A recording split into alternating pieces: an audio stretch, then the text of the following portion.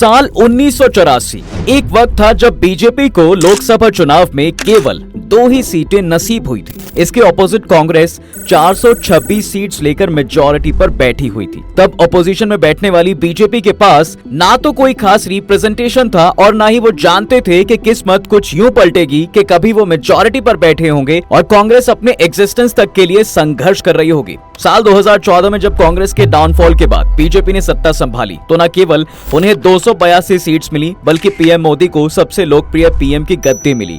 ऐसे में सवाल ये उठता है कि इन 30 सालों में बीजेपी ऐसा क्या बदलने में सक्सेसफुल हो पाई कि लोगों ने कांग्रेस को छोड़ बीजेपी पर अपने भरोसे की मोहर लगा दी। कैसे बीजेपी जमीन से आसमान तक का मुकाम हासिल कर पाई और कैसे ये केवल देश नहीं बल्कि दुनिया की सबसे रिचेस्ट पार्टी में से एक बन पाई, चलिए जानते हैं। बीजेपी का आडवाणी अटल युग से मोदी के राज तक का सफर भले ही आपको आसान लगे, लेकिन इस पार्टी की सक्सेस का सफर दशकों का रहा है। इसकी शुरुआत 1980 में नहीं बल्कि 1951 में शुरू हुई थी, जब फ्रीडम फाइटर श्यामा प्रसाद मुखर्जी ने 1951 में भारतीय जनसंघ की स्थापना की थी। जी हाँ, जनसंघ। बीजेपी नाम तब देश की राजनीति में दूर दूर तक नहीं था। हाँ, लेकिन जनसंघ को इसलिए बनाया गया ताकि इंडियन पॉलिटिक्स में कांग्रेस के बढ़ते डोमिनेंस को कम किया जा सके और एटलीस्ट लोगों के सामने एक दूसरा पॉलिटिकल ओपिनियन तो हो।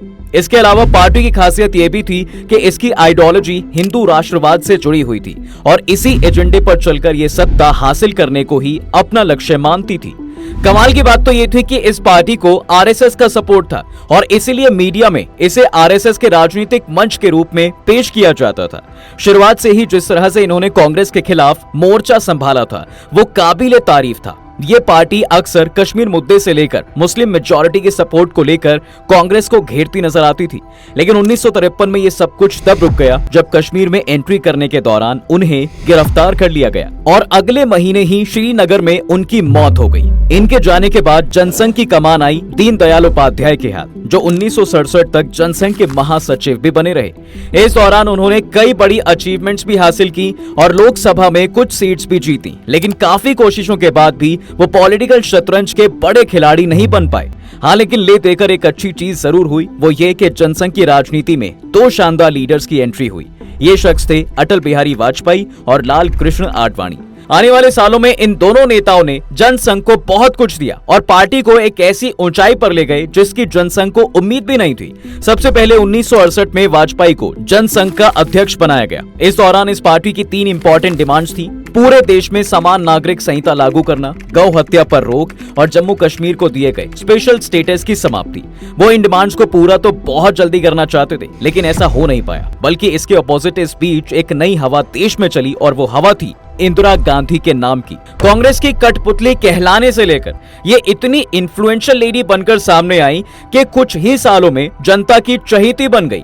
इनके राज में पॉलिटिकल मेजॉरिटी केवल कांग्रेस के हाथों में रही और जनसंघ का नाम कहीं दबकर रह गया। खैर, ये भी जल्द बदला जब इंदिरा गांधी ने प्राइम मिनिस्टर की जगह एक तानाशाह बनना शुरू कर दिया। सत्ता इलेक्शन फ्रॉड में पकड़े जाने के बाद सत्ता खोने के डर से उन्होंने देश में इमरजेंसी लगा दी और इसका अपोज करने वाले सभी लीडर्स को जेल में बंद कर दिया। इस दौरान जनसंघ एक्टिव होकर इसके खिलाफ आंदोलन में कूद पड़ा और नतीजा ये निकला कि उन्हें भी जेल की हवा खानी पड़ी। उन्होंने हालांकि जेल से भी विरोध करना नहीं छोड़ा, लेकिन कोई फायदा नहीं हुआ। आखिरकार जब 1977 में इमरजेंसी हटाई गई तभी ये लीडर्स बाहर आ पाए और इसके बाद शुरू हुई देश में इंडियन इलेक्शंस की टक्कर। इंदिरा गांधी की तानाशाही से तो लोग पहले से ही नाराज थे, इसलिए 1977 में जनसंघ के जीतने की उम्मीद बंधी। इस पार्टी ने तब कई सारे ग्रुप्स के साथ मिलकर जनता पार्टी बनाई और इंदिरा गांधी को हराकर जनता पार्टी की सरकार बनाई। इसमें मोरारजी देसाई को देश का पीएम चुना गया, लाल कृष्ण आडवाणी को इंफॉर्मेशन एंड ब्रॉडकास्टिंग मिनिस्टर बनाया गया और अटल बिहारी वाजपेयी जी को विदेश मंत्रालय मिला। कुल मिलाकर ये कहा जा सकता है कि जनसंघ के नेताओं की कामयाबी को अच्छी उड़ान मिल चुकी थी, लेकिन इसे धक्का 1979 में मिला जब इंदिरा गांधी के खिलाफ किया गया ये पार्टियों का गठबंधन फेल होने लगा और सरकार गिर गई। अगर आप सोच रहे हैं कि भला ऐसा क्यों, कब और कैसे हुआ, तो जरा आपको डिटेल में बताते हैं। देखिए, जनता पार्टी कई पार्टी से मिलकर बनी थी, इसलिए प्रॉब्लम ये थी कि कांग्रेस के खिलाफ सभी दल तो एक थे, लेकिन आपस में खींचतान चलती रहती थी। ये लड़ाई ईगो क्लैश की तो थी ही, साथ ही विचारधारा की भी थी। इसलिए ऐसे कई इंसिडेंट्स हुए जिससे सभी पार्टीज में दूरी आती चली गई। और इनमें सबसे बड़ी चोट तब आई जब जनता पार्टी के अंदर नेता मधु लिमये ने ये मांग रख दी कि अगर कोई भी व्यक्ति दोहरी नागरिकता रखता है तो उसे पार्टी के बाहर कर दिया जाएगा। दोहरी नागरिकता का मतलब यहाँ पार्टी के साथ आरएसएस का सदस्य होना था। कुल मिलाकर जनता पार्टी का साफ कहना था कि जो पार्टी में रहेगा वो आरएसएस से दूर रहेगा। इसका पहला तो जनसंघ के नेताओं ने काफी विरोध किया, लेकिन उनके पास ऑप्शन ही क्या था। इसी बीच 1980 में लोकसभा इलेक्शन हुए। नेताओं में इंटरनल झगड़ा साफ नजर आ रहा था, लेकिन इससे पहले यह सब ठीक हो पाता, उससे पहले नतीजा ये निकला कि कांग्रेस ने पूर्ण बहुमत के साथ सरकार बना ली। इस इलेक्शन में जहां जनता दल को सिर्फ 31 सीटों पर जीत मिली, वहीं इस हार के लिए जनसंघ के नेताओं को कोसा जाने लगा। आखिरकार एंड रिजल्ट ये आया कि 1980 में अटल बिहारी वाजपेयी, आडवाणी, राजनाथ सिंह जैसे नेताओं को जनता पार्टी से निकाल दिया गया। ले देकर इन सभी नेताओं ने 5 अप्रैल 1980 को एक साथ बैठक की और 6 अप्रैल को नई पार्टी का ऐलान कर दिया। ये पार्टी थी भारतीय जनता पार्टी। जी हाँ, वही बीजेपी जो आज देश ही नहीं बल्कि दुनिया की सबसे बड़ी पार्टी में से एक बनकर बैठी है। बीजेपी के फाउंडेशन डलते ही इसका सबसे पहला प्रेसिडेंट अटल बिहारी वाजपेयी को बनाया गया, जिन्होंने 6 दिसंबर 1980 को बीजेपी के पहले अधिवेशन में भाषण देते हुए ये कहा था कि भाजपा का अध्यक्ष पद कोई अलंकार की वस्तु नहीं है, ये पद नहीं जिम्मेदारी है, प्रतिष्ठा नहीं है, ये परीक्षा है, ये सम्मान नहीं है, चुनौती है। मुझे भरोसा है कि आपके सपोर्ट से, देश की जनता की समर्थन से मैं इस जिम्मेदारी को ठीक तरह से निभा सकूंगा। अपने इसी भाषण में उन्होंने आखिरी में कहा था, मैं भारत के इस वेस्टर्न घाट पर खड़े होकर भविष्यवाणी करता हूं कि अंधेरा छटेगा, सूरज निकलेगा, कमल खिलेगा। उस वक्त ये पार्टी नई थी और लोगों ने इसे एक इन्फ्लुएंशियल पार्टी की तरह इमेजिन नहीं किया था, इसलिए तब कौन जानता था कि एक दिन अटल जी की ये बात सच होगी। लेकिन आज जब हम पीछे देखते हैं तो पता चलता है कि उनके ये शब्द कितने सच्चे थे। खैर, इसी सोच के साथ पार्टी आगे बढ़ी। उन्होंने अपनी पार्टी की टैगलाइन गांधीवादी समाजवाद चुनी। तब पार्टी पर जयप्रकाश नारायण के विचारों का असर दिखता था। खुद वाजपेयी जी भी तब हिंदुत्व, आरएसएस जैसे शब्दों का प्रयोग नहीं करते थे, बल्कि उनका पूरा फोकस जेपी की संपूर्ण क्रांति के आसपास होता था। 1984 के इलेक्शंस में भी बीजेपी का फोकस इसी तरफ था। एक तरफ तो ये बीजेपी के लिए उसका पहला चुनाव था, वहीं दूसरी तरफ उस वक्त अयोध्या मुद्दा गरमाया हुआ था। हिंदूवादी संगठनों ने बिहार के सीतामढ़ी से अयोध्या होते हुए दिल्ली तक राम जानकी यात्रा निकाली थी। इस यात्रा में बीजेपी का कोई बड़ा नेता शामिल नहीं हुआ था, लेकिन उनके समर्थक बड़ी संख्या में इसमें शामिल हुए थे। 31 अक्टूबर को ये यात्रा दिल्ली पहुंचती है और बड़ा कार्यक्रम होता है, लेकिन उसी दिन सुबह पीएम इंदिरा गांधी को मार दिया गया। उनकी मौत से देश में शोक छा गया। अभी तक जो माहौल चुनाव का था वो बस दुख के सन्नाटे में बदल गया। जो लोग इंदिरा गांधी से जुड़ाव महसूस करते थे, उन्हें गांधी परिवार के साथ हुई घटना से काफी दुख पहुंचा और इसी का नतीजा ये निकला कि चुनाव का पासा बदल गया।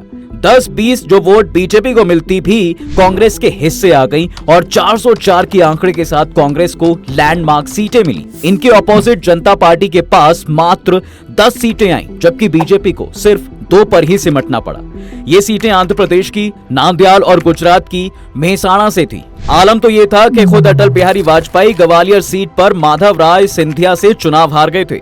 इतनी बड़ी हार के बाद लाल कृष्ण आडवाणी तक ने ये कहा था, ये लोकसभा का नहीं बल्कि शोक सभा का चुनाव था, इसलिए ऐसा परिणाम आया। अब ये रीजन चाहे जो भी रहा हो, फैक्ट तो यही था कि बीजेपी जनता का विश्वास जीतने में नाकाम थी। इसलिए इन्हीं हार के कारणों को खोजने के लिए बीजेपी ने एक कमेटी बनाई और जब कमेटी की रिपोर्ट आई तो पार्टी को पता चल गया था कि गांधीवादी समाजवाद व नेहरूवियन साइंटिफिक टेम्परामेंट से काम नहीं चलेगा, बल्कि एक अलग विचारधारा को पकड़ना होगा। इसके बाद तो आडवाणी अध्यक्ष बने और वो कट्टर हिंदुत्व के जरिए पार्टी को ज्यादा लोगों तक पहुंचाने में सक्सेसफुल हो पाए। अब अगर आप सोच रहे हैं कि आखिर वो मोमेंट या इंसिडेंट कौन सा रहा होगा जिसने बीजेपी को एक परफेक्ट अपोजिशन बनने में मदद की होगी, तो बता दें कि यह मामला था अयोध्या राम मंदिर का, जिससे बीजेपी को, नॉर्थ इंडिया बीजेपी को बढ़त मिलने लगी। दूसरी तरफ इंदिरा गांधी के चले जाने के बाद कांग्रेस पार्टी में लगातार गिरावट आने लगी। यही कारण है कि 1989 के आम चुनाव में बीजेपी को 85 सीटें मिली। सिर्फ कुछ ही सालों में बीजेपी की ऐसी जीत सिंबलाइज कर रही थी कि लोगों के बीच ये पार्टी लोकप्रिय हो रही है और लोगों को इन पर भरोसा है। इसी का नतीजा भी रहा कि 1991 के चुनाव में ये संख्या 120 पहुंच गई। इन 2 सालों के अंतर में पार्टी का वोट बैंक 11% से 20.1% पहुंच गया। ये वो दौर था जब बीजेपी के संगठन में अटल बनाम आडवाणी के चर्चे होने लगे थे। खैर, बीजेपी ने सत्ता तक पहुंचने के लिए गठजोड़ को सीढ़ी बनाया और इसके लिए अटल का चेहरा सामने किया गया। इसके बाद साल आया 1996, जब लोकसभा चुनाव में बीजेपी को 161 सीटें आई और ये पहली बार था जब बीजेपी सबसे बड़ी पार्टी बनकर उभरी और सरकार बनाने का दावा पेश किया। इसे स्वीकार भी किया गया, लेकिन 13 दिन में ही सरकार गिर गई और अटल बिहारी वाजपेयी को पीएम पद छोड़ना पड़ा। वाजपेयी ने इस्तीफा की घोषणा से पहले लोकसभा में अपना प्रसिद्ध भाषण दिया। दूरदर्शन के इतिहास में पहली बार किसी नो कॉन्फिडेंस मोशन को लाइव दिखाया गया। वाजपेयी ने भविष्यवाणी की कि कोई भी सरकार स्थायी नहीं बनेगी और कमाल तो देखो, उनकी ये भविष्यवाणी भी सही साबित हुई। इसके बाद 1998 में भी मिडिल टर्म चुनाव हुए और चुनाव में पार्टी को 182 सीटें मिली। इस बार एनडीए का गठन हुआ और बीजेपी ने मिलकर सरकार चलाई, मगर 13 महीने बाद ये सरकार भी गिर गई। कहते हैं बीजेपी के सांसद सुब्रमण्यम स्वामी ने सरकार गिराने में महत्वपूर्ण भूमिका निभाई थी। उन्होंने सोनिया गांधी और जयललिता की चाय पर मीटिंग कराई और जयललिता ने वाजपेयी सरकार से समर्थन वापस ले लिया। ऐसे में सिर्फ 1 वोट से बीजेपी सरकार गिर गई। कुल मिलाकर बीजेपी की सरकार तो बन रही थी, मगर इंडियन पॉलिटिकल की इंस्टेबिलिटी उन पर भारी पड़ रही थी और इसी का रिजल्ट भी रहा कि 2 बार उनकी सरकार बनी और गिरी। लेकिन सरकार गिरने का यह मामला थमा 1999 के चुनाव में, जब बीजेपी ने तमाम दलों के साथ मिलकर चुनाव लड़ा। 270 सीटें जीती। इसमें बीजेपी की 182 सीटें थी। अटल बिहारी वाजपेयी तीसरी बार पीएम बने। इस बार उन्होंने अपने कार्यकाल को पूरा भी किया।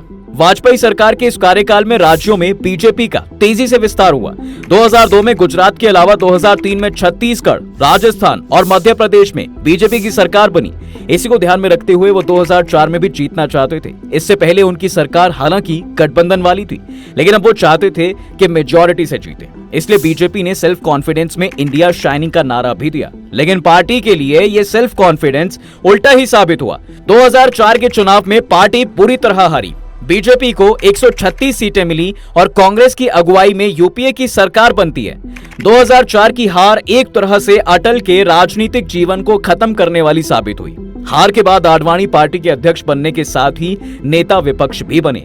वाजपेयी जी ने ऐलान कर दिया कि आडवाणी के नेतृत्व में ही आगे बढ़ेंगे, लेकिन आडवाणी की अगुवाई में पार्टी सवालों से घिरने लगी। पहले उमा भारती ने सार्वजनिक तौर पर सवाल उठाए और पार्टी से निकल गई। फिर जिन्ना की मजार में जाकर आडवाणी उन्हें धर्मनिरपेक्ष नेता बता आए। आडवाणी को इस्तीफा देना पड़ा। राजनाथ सिंह नए अध्यक्ष बने। 2009 में आडवाणी ही पीएम उम्मीदवार बने, लेकिन बीजेपी न सिर्फ चुनाव हारी बल्कि सीटें 112 तक सिमट गईं। आडवाणी नाकाम होकर पीएम इन वोटिंग का खिताब पा चुके थे। लोकसभा में सुषमा स्वराज और राज्यसभा में जेटली विपक्ष के नेता बनाए जा चुके थे। एक तरह से बीजेपी ने ये अटल आडवाणी युग की समाप्ति की थी। आडवाणी के कमजोर पड़ते ही बीजेपी में सत्ता के कई केंद्र दिखने लगे थे। इस बीच करप्शन के आरोप लगने के कारण गडकरी को पार्टी अध्यक्ष पद छोड़ना पड़ा था। गडकरी की जगह राजनाथ सिंह को अध्यक्ष बनाया गया। इधर 2012 में नरेंद्र मोदी ने गुजरात में जीत की हैट्रिक लगा दी। अब उनकी नजर दिल्ली पर थी। 2013 में गोवा अधिवेशन में राजनाथ सिंह ने नरेंद्र मोदी को इलेक्शन कैंपेन कमेटी का चेयरमैन बनाने की घोषणा कर दी। फिर आडवाणी की जाहिर आपत्तियों के बावजूद मोदी को बीजेपी ने पीएम कैंडिडेट बनाया। 2014 के चुनावों के लिए मोदी ने धुआंधार प्रचार किया, अच्छे दिनों के वादे किए, सबका साथ सबके विकास की बात कही गई। मोदी ने देश से 300 से अधिक सीटें मांगी। देश ने 300 तो नहीं, लेकिन 282 सीटें देकर 1984 के बाद फिर एक बार पूर्ण बहुमत की सरकार बना दी। 2 पार्टी वाली बीजेपी 2014 में अकेले दम पर सत्ता बनाने की ताकत वाली हो गई। मोदी ने एक बार फिर करिश्माई नेतृत्व की ताकत को सच किया। ब्रांड मोदी ने बीजेपी को वो दिया जो अटल आडवाणी की जोड़ी भी नहीं दे पाई। चुनावों में जीत के बाद पीएम बने मोदी ने कहा कि इस जीत के कैप्टन राजनाथ सिंह थे और man of the match Amit Shah. ये एक तरह से बीजेपी में मोदी शाह युग की शुरुआत हुई थी, जिसके अंदर पार्टी ने कई सक्सेसफुल पारियां देखी।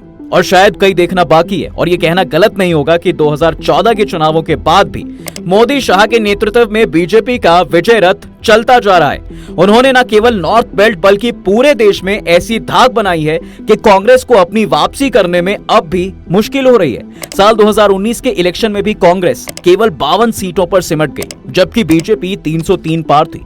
इसी का नतीजा है कि आज अगर राजनीतिक दलों के हिसाब से भारत का नक्शा देखें तो तस्वीर भगवा नजर आती है। लेकिन ऐसी पूरी उम्मीद लगाई जा रही है कि 2024 में ये इमेज बदलेगी, देश को एक नया पीएम देखने को मिलेगा और शायद मोदी जी का टर्म खत्म होगा। वहीं कुछ ऐसे भी हैं जिनका कहना है कि बीजेपी अब सत्ता से कभी नहीं जाने वाली। ये आखिरी इलेक्शन है और इसके बाद इलेक्शन होगा ही नहीं। चलिए, जो भी होगा देखना दिलचस्प होगा। आपको क्या लगता है, बीजेपी पर आपकी क्या राय है, हमें कमेंट सेक्शन में जरूर बताएं। वीडियो को लाइक और चैनल को सब्सक्राइब जरूर कर दें।